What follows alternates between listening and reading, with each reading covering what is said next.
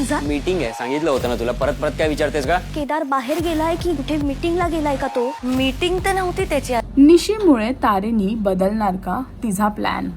तारिणी या मालिकेमध्ये निशीला आलाय युवराजवरती संशय आणि त्याचमुळे निशी तारिणीला सरळ विचारते की युवराज बाहेर गेलाय की कुठे मीटिंग साठी गेलाय आणि तारिणी तिला सरळ म्हणते की मीटिंग तर नव्हती कुठली आणि त्याचमुळे निशी त्याच्या बरोबर त्याच्याच गाडीत गेली आहे डिक्कीमध्ये लपून.